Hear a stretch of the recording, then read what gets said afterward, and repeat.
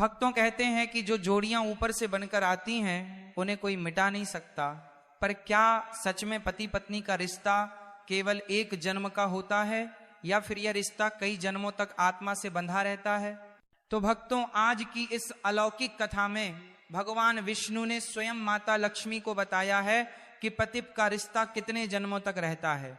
भक्तों, एक समय की बात है, भगवान विष्णु और माता लक्ष्मी क्षीर सागर में शेष नाग की सैया पर विश्राम कर रहे थे और माता लक्ष्मी भगवान विष्णु के पैर दबा रही थी। तभी माता लक्ष्मी अपने मन में कुछ गहन चिंतन कर भगवान विष्णु से कहती हैं, हे स्वामी, मेरे मन में आज एक प्रश्न उठ रहा है, कृपया आप इसका उत्तर बताकर मेरे मन की जिज्ञासा को शांत करें। तब भगवान विष्णु कहते हैं, हे देवी, पूछो तुम्हारा वह कौन सा प्रश्न है, मैं अवश्य ही तुम्हें उस प्रश्न का उत्तर देकर तुम्हारे मन को शांत करने का प्रयास करूंगा। तभी माता लक्ष्मी कहती है, हे स्वामी, मेरा प्रश्न यह है कि एक पति पत्नी का रिश्ता कितने जन्मों तक रहता है? क्या पति का रिश्ता केवल एक जन्म का होता है या यह रिश्ता 7 जन्मों आत्मा से बंधा रहता है? तब भगवान विष्णु कहते हैं, हे देवी, आपके इस प्रश्न का उत्तर एक महान कथा में छिपा हुआ है। तुम इस कथा को अंत तक पूरा सुनो, इससे तुम्हें पता चल जाएगा कि पति पत्नी का रिश्ता कितने जन्मों तक रहता है। तभी माता लक्ष्मी कहती हैं, हे स्वामी, कृपया अब आप इस कथा को मुझे सुनाइए। मैं इस कथा को पूरे मन से अंत तक सुनूंगी। फिर भगवान विष्णु माता लक्ष्मी को वह कथा सुनाने लगते हैं।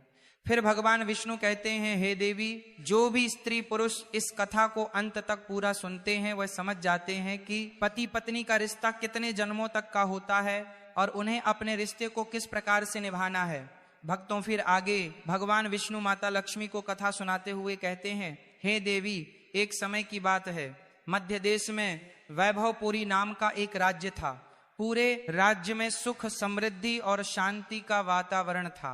उस राज्य में एक राजकुमारी थी जो पूरी तरह से चरित्रवान स्त्री थी। फिर कुछ समय बाद उस राजकुमारी का विवाह पास ही के एक चरित्रवान राजकुमार के साथ हो गया।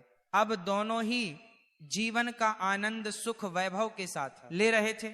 उन्हें धन धान्य की कोई कमी नहीं थी, परंतु भक्तों, उन्हें केवल एक ही चिंता बार बार सता रही थी, क्योंकि अभी तक उन्हें संतान की प्राप्ति नहीं हुई थी। इस बात को सोच सच राजकुमारी चिंताग्रस्त रहती थी। समय धीरे धीरे गुजरता गया। भक्तों, फिर भगवान विष्णु आगे कहते हैं, हे देवी, फिर एक दिन राजकुमारी की तबीयत अचानक बहुत खराब हो गई। तब वह राजकुमार से बोली, प्रीतम, मैंने आपको बहुत प्यार किया है, मैंने आपकी बहुत सेवा की है, पूजा भी की है, मगर मैं आपकी एक खुशी पूरी नहीं कर पाई। वह संतान को जन्म देने की खुशी। मुझे आभास हो रहा है कि मेरा जीवन कुछ पलों में ही समाप्त होने वाला है। आप मलाल मत करना, मेरे ना रहने के बाद मेरी यादों में जीवन जीना। मैं आपको वचन देती हूँ, अगले जन्म में मैं फिर आपकी पत्नी बनूंगी, तब मैं आपकी संतान की इच्छा अवश्य पूरी करूंगी। और फिर इतना कहते ही उस राजकुमारी की मृत्यु हो जाती है। फिर भगवान विष्णु माता लक्ष्मी से कहते हैं, हे देवी, समय आने पर एक दिन राजकुमार भी अपना समय पूरा कर लेता है और उसकी भी मृत्यु हो जाती है। फिर वह राजकुमार एक ऐसे राजा के यहाँ जन्म लेता है जिसकी 16,000 रानियां थी और सब रानियों के बीच में वह अकेला ही पुत्र था। उधर वह राजकुमारी भी एक ऐसे राजा के यहाँ जन्म लेती है जिसकी 16,000 रानियां थी और सभी रानियों के बीच में केवल एक ही पुत्री थी। भक्तों, वह जिस राजा का पुत्र था, उस राजा के पास में एक बहुत ही अक्लमंद और वफादार तोता था। राजा उससे बहुत सारे मामलों में सलाह लिया करता था और उसकी सलाह का पालन भी करता था। बड़ी बड़ी मुश्किल समस्याओं में राजा तोता की सलाह अवश्य लेता था। फिर एक दिन राजा ने उस तोते को बुलाया और तोते से कहा, हे तोते, मैं तुम्हें एक बहुत बड़ी जिम्मेदारी सौंप रहा हूं जो तुम्हें पूरी करनी है। राजा की गंभीरता को देखते हुए तोते ने कहा, बोलो महाराज, मैं आपके लिए कुछ भी कर सकता हूं। तब राजा ने कहा, हे तोते, तुम तो जानते हो कि मेरा एक ही बेटा है और मैं अपने बेटे के लिए जैसी बहू चाहता हूं, तुम्हें ढूंढ करके ऐसी ही बहू लानी है। राजा ने उस तोते को अपने मन की सारी बात बता दी कि वह कैसी बहू चाहता है। राजा की बात को सुनकर वह तोता राजी हो गया और फिर तोते ने राजा से कहा, महाराज आप चिंता मत कीजिए, आप जैसी भी राजकुमारी चाहते हैं, आपकी जैसी भी पसंद हो, आप एक पर्ची पर लिख करके वह पर्चा मेरे पैर में बांध दो और आगे का कार्य आप मेरे ऊपर छोड़ दो। मैं वैसी ही राजकुमारी तलाश करके लाऊंगा जैसी राजकुमारी आप चाहते हैं। भक्तों, फिर तोते की बात को सुनकर के राजा ने एक पर्ची पर अपनी पसंद की राजकुमारी के बारे में लिख दिया कि वह कैसी राजकुमारी चाहता है, और उस पर्चे को तोते के पैर में बांध दिया। फिर तोता वहां से राजकुमारी की खोज में उड़ता हुआ चल देता है। जब तोता पास के एक पड़ोसी देश में पहुंचा तो वहां बहुत भारी बारिश हो रही थी, इसलिए उसको एक जंगल में शरण लेनी पड़ी, जहां उसको एक पुराना पेड़ मिल गया। उस पेड़ में एक छेद था।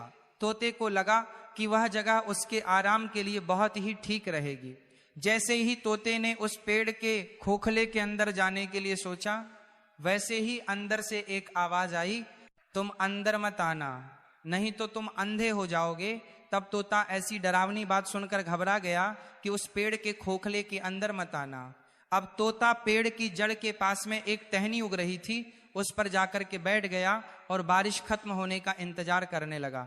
बारिश बंद होने के बाद में उस खोखली जगह में से एक मैना निकली और आकर तोते के पास बैठ गई। फिर दोनों बहुत देर तक बातें करते रहे।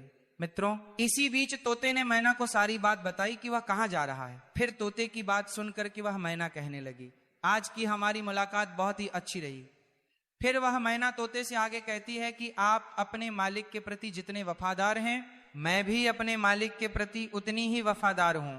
आप अपने राजा के बेटे के लिए एक ऐसी राजकुमारी की तलाश कर रहे हैं जिसके अंदर सभी गुण हो, तो मैं भी अपने राजा की बेटी यानी राजकुमारी के लिए ऐसे राजकुमार की तलाश में निकली हूं जिसके अंदर सारे गुण हो।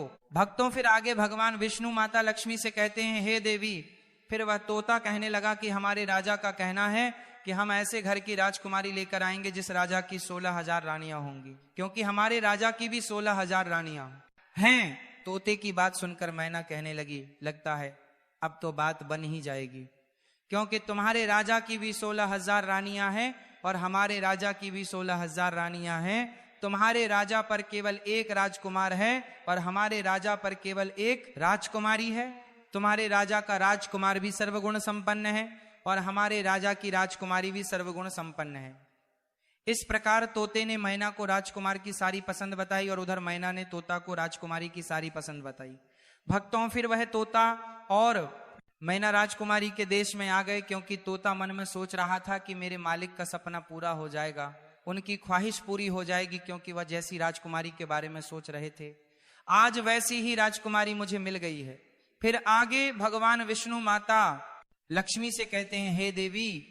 इस प्रकार जब तोता और मैना उड़ते हुए राजकुमारी के महल में पहुंचे तो महल के एक नौकर ने उनको देख लिया, तो उसने राजा को जाकर बताया कि महाराज, आपने मैना को जिस कार्य के लिए भेजा है उसने आपके साथ में बहुत बड़ा विश्वासघात किया है। वह राजकुमार की तलाश में कहीं पर नहीं गई, बल्कि वह तो एक तोते के साथ घूम रही है। मैंने अपनी आंखों से उसे तोते के साथ घूमता हुआ देखा है और वह आपकी बात तो पूरी तरह से भूल गई है। उसने आपकी आज्ञा का उल्लंघन किया है। जब राजा ने अपने नौकर से ऐसी बात सुनी तो वह क्रोध में आ गया और उसने तोता और मैना दोनों को मारने का हुक्म दे दिया। जिस समय पर राजा ने तोता मैना को मारने की सजा सुनाई तो यह बात मैना को मालूम पड़ गई और मैना ने तोता से कहा, यहाँ हम दोनों की जान खतरे में, क्रोध में तोता मैना को मारने की है। जितनी जल्दी हो सके हम दोनों को यहाँ से कहीं दूर भाग जाना चाहिए। जल्दी से यहाँ से उड़ चलो, वरना दोनों बेमौत मारे जाएंगे, इससे पहले कि राजा के तीर हमको मार डाले। चलो हम यहाँ से कहीं दूर भाग चले हैं। भक्तों, फिर ऐसा सोचकर वह तोता और मैना वहां से बहुत दूर उड़ गए। राजा के नौकर उनको मारने गए तो उन्हें तोता और मैना दोनों नहीं दिखाई दिए। फिर उस नौकर ने तोते और मैना को बहुत खोजा, किंतु वे उसे कहीं नहीं दिखाई दिए। और फिर वे अपने आप को यह तसल्ली देते हुए वापस आ गए कि लगता है तोता मैना को शाही हुक्म का पता चल गया, इसलिए वे किसी सुरक्षित जगह पर चले गए हैं। अब तोता और मैना ने कुछ दिन तक इंतजार किया ताकि लोग उस बात को भूल जाएं। भक्तों, जब कुछ दिन व्यतीत हुए और वह बात ठंडी हुई तो वे दोनों वापस महल में आए और आकर के तोता राजा के दाएं घुटने पर और मैना राजा के बाएं घुटने पर बैठ गए। फिर तोता मैना ने राजा से पूछा कि आप हमको क्यों मारना चाह रहे थे? हम तो आपके वफादार हैं, आपके महल के नौकर हमसे जलते हैं, इसीलिए उन्होंने आपसे हमारी बुराई की है। हम दोनों तो आपको खुशखबरी सुनने आ रहे थे। हम दोनों तोता और मैना बड़ी शान वाले राजाओं के नौकर हैं, जो अक्लमंद भी हैं और अमीर भी हैं। हमने आपके साथ में हमेशा वफादारी की है। तोते और मैना की बात सुनकर राजा का क्रोध शांत हो गया और राजा उनसे खुशखबरी के बारे में पूछने लगा। अब तोता और मैना अपने मन की बात बताते हैं और कहते हैं कि महाराज, इस तोते के राजा के यहाँ पर 16 शून्य रानियां हैं और आपको भी 16 शून्य रानियां हैं। इस तोते के राजा के पास में केवल एक बेटा है और आपके के पास भी केवल एक बेटी है। हालांकि आप दोनों ने एक दूसरे को कभी देखा नहीं है, पर आप दोनों को अपने बच्चों की एक दूसरे के बच्चों से शादी कर देनी चाहिए। उस राजा को ऐसी बहू चाहिए जैसी आपकी बेटी है, और आपको वैसा ही दामाद चाहिए जैसा इस तोते के राजा का बेटा है। भगवान की कृपा से हम लोग आपके राज्य के बाहर एक जंगल में मिले और अब यह अच्छी खबर लेकर के हम आपके पास आए हैं। फिर तोता और मैना ने अपने मन की बात राजा से कह के राजा को खुश कर दिया। भक्तों, फिर तोता ने राजा की तरफ अपना पैर बढ़ा दिया, जिसमें एक पर्चा बना हुआ था और जिसमें राजकुमार की पसंद लिखी हुई थी। फिर जब राजा ने वो पर्चा पढ़ा तो वो बहुत ही खुश हो गया। पहले तो उसने उन तोता मैना पर विश्वास नहीं हुआ, लेकिन फिर तोते के साथ में पर्चा देखा तो राजा को तोते पर विश्वास हो गया। फिर राजा ने तोते के पैर से राजकुमार की शाही तस्वीर निकाली और अपनी रानियों के पास में भिजवा दिया और कहा, यह तस्वीर देख करके बताइए कि यह राजकुमार कैसा है। मित्रों, फिर कुछ दिन बीत गए पर तस्वीर वापस नहीं आई। राजकुमारी को वह तस्वीर बहुत ही पसंद आई और अब वह राजकुमारी उस राजकुमार की तस्वीर को अपने हाथ में ही ली रखती थी। खैर, कुछ दिनों के बाद में रानियों की तरफ से जवाब आया कि हम सबको राजकुमार पसंद है, अब उसकी शादी जल्दी ही हो जानी चाहिए, क्योंकि राजकुमारी तो राजकुमार को देखे बिना रह नहीं पा रही थी। मित्रों, फिर आगे भगवान विष्णु माता लक्ष्मी से कहते हैं, हे देवी, जैसे ही यह जवाब राजा के पास पहुंचा तो राजा ने तोते को ये कह के वापस भेज दिया कि वो अपने मालिक से जाकर कहे कि राजकुमार की मनपसंद लड़की उसे मिल गई है, वह 10 महीने के अंदर शादी के लिए हमारे पास आ जाए। मित्रों, फिर क्या था, राजा की ऐसी बात सुनते ही तोते ने आदर के साथ में झुक के राजा को प्रणाम किया और अपने देश को उड़ता हुआ चल दिया। फिर अपने देश पहुंच करके तोते ने राजा को अपनी यात्रा की सफलता के बारे में बताया तो राजा यह सुनकर बहुत ही खुश हुआ कि वह जैसी बहू चाहता था उसे वैसी ही राजकुमारी अपने बेटे के लिए मिल गई है। और फिर राजा ने तुरंत ही इस शानदार मौके को शानदार तरीके से मनाने का हुक्म दे दिया। राजकुमार के लिए राजा ने सबसे कीमती और बढ़िया कपड़े बनवाए, घोड़ों के लिए बहुत शानदार जीन बनवाई गई, सिपाहियों के लिए भी नई और बढ़िया वेशभूषा बनवाई गई। बहुत सारे तरह की चीजें जैसे अनमोल हीरे, जवाहरात, बढ़िया कपड़े, मुश्किल से मिलने वाले फल, कीमती मसाले और बढ़िया किस्म के इत्र आदि इकट्ठा किए गए। अब 10 महीने जल्दी ही गुजर गए। इतनी तैयारियों में समय कब निकल गया राजा को पता ही नहीं चला। परंतु भक्तों, शादी के कुछ दिन पहले ही राजकुमार का पिता बीमार पड़ गया और उसकी मृत्यु हो गई। अब परिवार वालों के लिए यह एक बहुत ही बड़ा धक्का था। अब राजकुमार को अपना जाना टालना पड़ा, क्योंकि ऐसे समय पर शादी के लिए राजकुमार का जाना अपने पिता का अपमान करना दिखाता। फिर कुछ समय बाद जैसे ही राजकुमार के पिता की मौत का अफसोस का समय बीता, तब राजकुमार तोते के साथ में राजकुमारी के साथ शादी करने के लिए निकल पड़ा। भक्तों, राजकुमारी का देश कोई ज्यादा दूर नहीं था, इसीलिए राजकुमार तोते के साथ में बहुत ही शीघ्र पहुंच गया। और फिर राजकुमार ने अपना डेरा राजकुमारी के महल के पास वाले बगीचे में डाल दिया। भक्तों, फिर आगे भगवान विष्णु कहते हैं, हे देवी, अगर राजकुमार उस बगीचे में ना घुसा होता अच्छा होता, क्योंकि वहां जाने के कारण उसका तोता भी मर गया।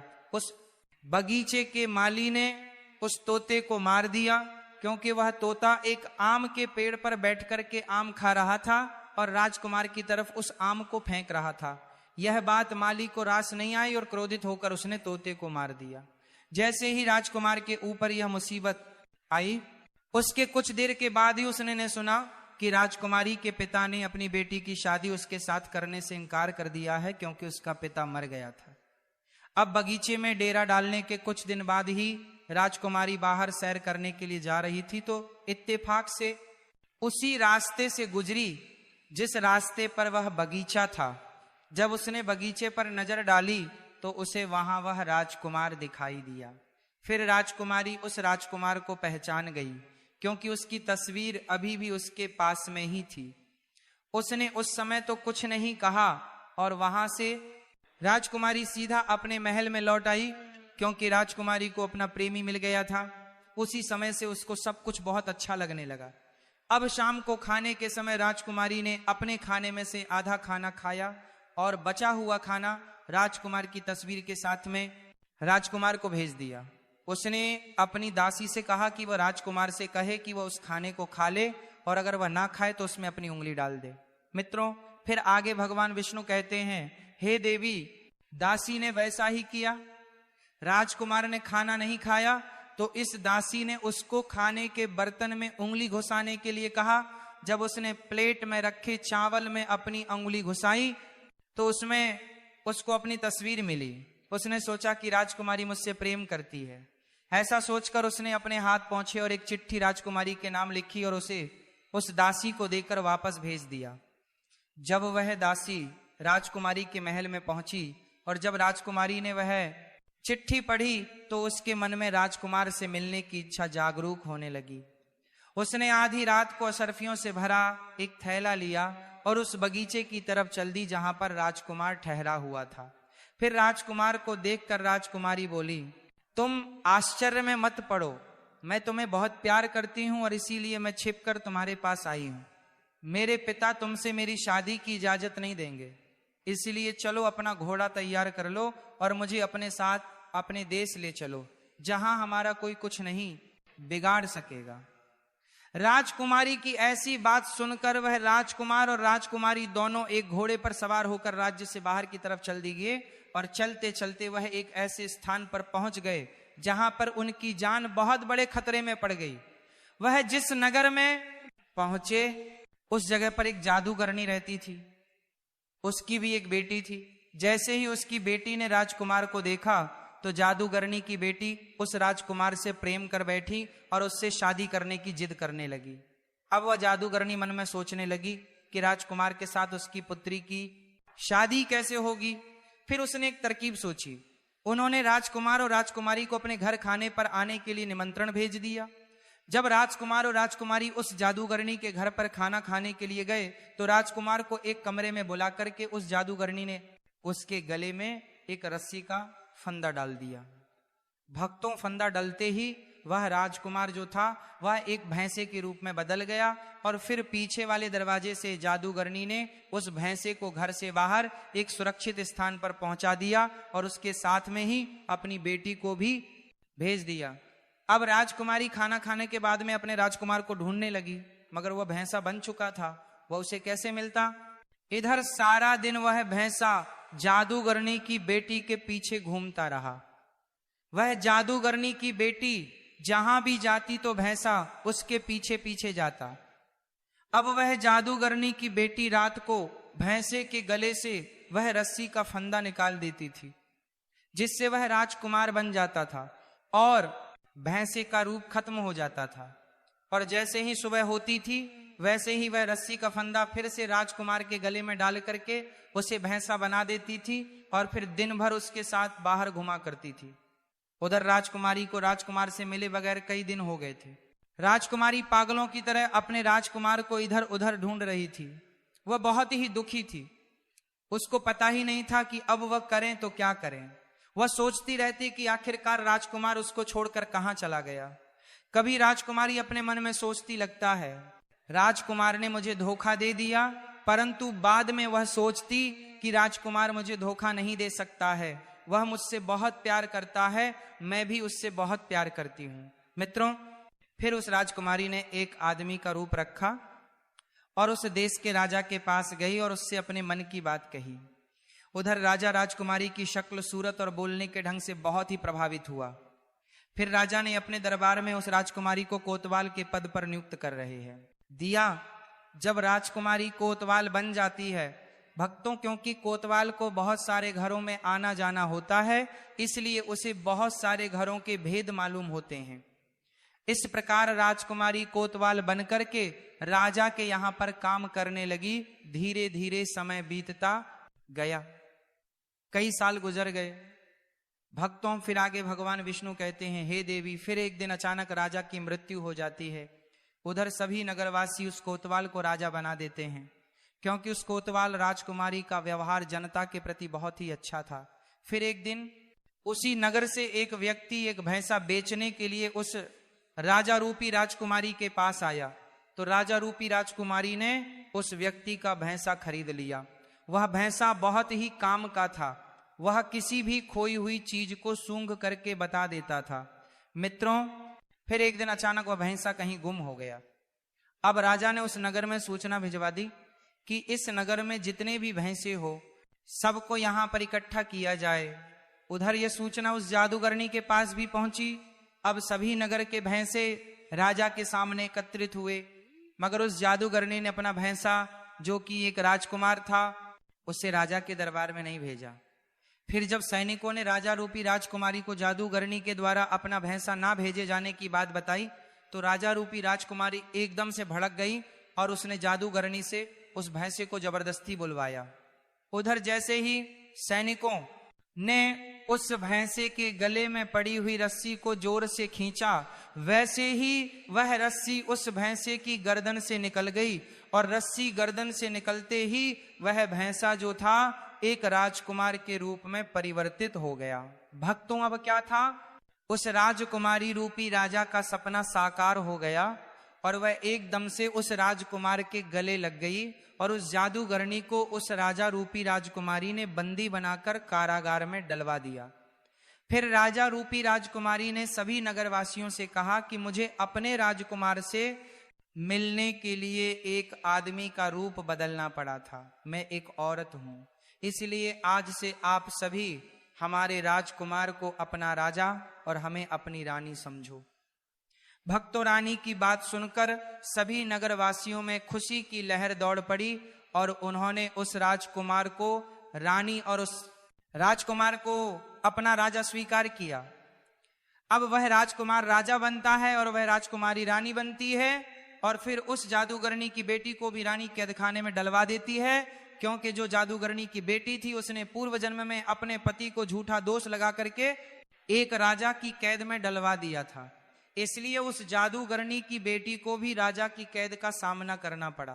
फिर एक दिन वह राजा और रानी कहीं घूमने के लिए जाते हैं। जब वे जंगल से होकर गुजरते हैं तो वह एक पेड़ के पास खड़े होकर आराम करने लगते हैं। वह एक पेड़ के पास खड़े होकर आराम करने लगते हैं। वह एक पेड़ के पास खड़े होकर आराम करने लगते हैं। पेड़ कई साल पुराना था। उस पर राजकुमार और राजकुमारी ने अपने पूर्व जन्म में एक प्रेम चिन्ह बनाया था जो पूरी तरह से सुरक्षित था। फिर जैसे ही राजकुमार और राजकुमारी की नजर उस प्रेम चिन्ह पर पड़ती है तो एकदम से दोनों को अपने पुराने जीवन की सारी घटना याद आ जाती है। उन्हें अपने पुराने जन्म की सारी बातें याद आ जाती हैं और उनके जीवन में एक खुशी की लहर दौड़ जाती है। फिर वह राजकुमारी कहती है, हे स्वामी, मुझे सब कुछ याद आ गया है। मैं आपको बहुत प्रेम करती थी और आप भी मुझे बहुत प्रेम करते थे। मैंने आपकी बहुत सेवा की थी, लेकिन मुझे केवल एक ही मलाल था कि मैं आपकी खुशी के लिए एक संतान को जन्म नहीं दे सकी। लेकिन इस जन्म में फिर हम दोनों पति पत्नी के रूप में मिले हैं, क्योंकि यह हमारा प्रेम था, इसीलिए हम दोनों एक होकर के मिले। और मुझे पूरा विश्वास है कि इस जन्म में ईश्वर हमारी अवश्य सुनेगा और आपको संतान का सुख अवश्य मिलेगा। मित्रों, फिर समय धीरे धीरे गुजर जाता है और फिर वह राजकुमारी गर्भ धारण करती है और समय आने पर एक सुंदर से पुत्र को जन्म देती है। इस प्रकार एक पत्नी अगले जन्म में आकर के अपने पति को प्राप्त करती है और पति की खुशी के लिए एक पुत्र रत्न को भी जन्म करती है, देती है। मित्रों, फिर आगे भगवान विष्णु माता लक्ष्मी से कहते हैं, हे देवी, इस कथा से ज्ञान की बात यह प्राप्त होती है कि यदि स्त्री पुरुष आपस में सच्चा प्रेम करते हैं तो ऐसे पति पत्नी का रिश्ता जन्म जन्मांतर का होता है। वहीं अगर स्त्री पुरुष को धोखा देती है तो उसे भी धोखा ही मिलता है, और यदि पुरुष स्त्री को धोखा देता है तो पुरुष को भी धोखा ही मिलता है। इसलिए पति का रिश्ता अटूट विश्वास का होता है। इसलिए पति पत्नी को हमेशा एक दूसरे के साथ विश्वास बनाए रखना चाहिए।